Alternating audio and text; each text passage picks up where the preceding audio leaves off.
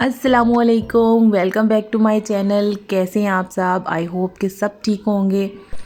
और सबसे पहले तो थैंक यू सो मच जिन्होंने मेरा चैनल सब्सक्राइब किया और मेरी वीडियोस को पसंद किया, क्योंकि इसी से तो मोटिवेशन मिलती है आगे बढ़ने की। और अभी जो है हम आइसक्रीम खा रहे हैं, फिर हम घर जाएंगे।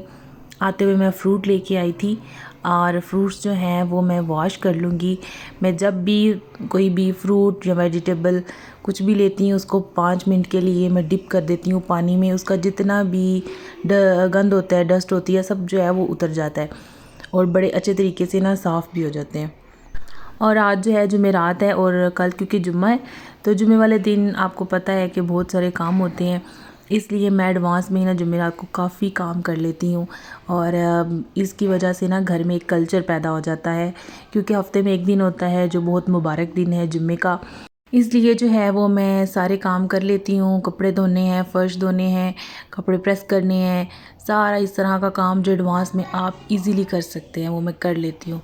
तो बच्चों को मैंने फ्रूट दिया और मैं इनको बता रही थी कि जब कोई चीज़ खाते हैं तो मुंह बंद करके खाते हैं, तो इसलिए अब ये जो है वो मुंह बंद करके खा रही हैं।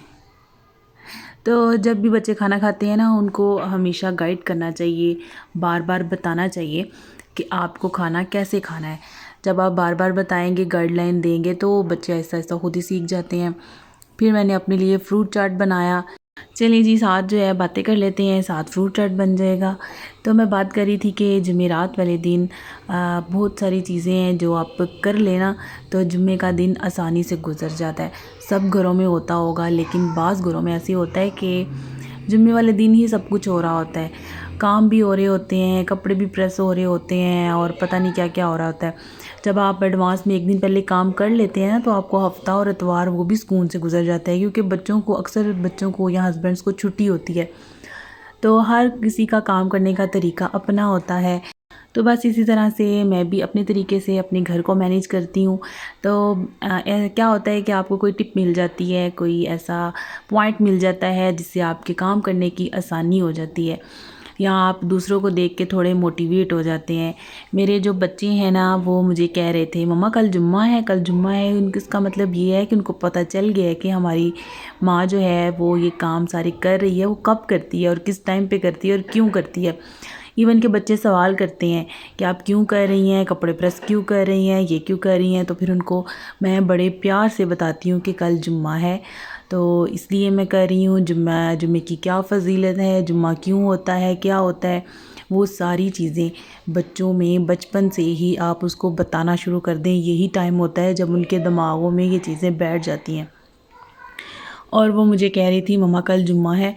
और बहुत सारी चीज़ें ना आप उनको बैठा के समझाएंगे वो नहीं समझेंगे। जब वो आपसे क्वेश्चंस करेंगे, सवाल करेंगे, तब इसका मतलब है वो सीखना चाह रहे हैं, आपसे कुछ पूछना चाह रहे हैं। तो हरगिज़ उनको अवॉइड मत किया करें।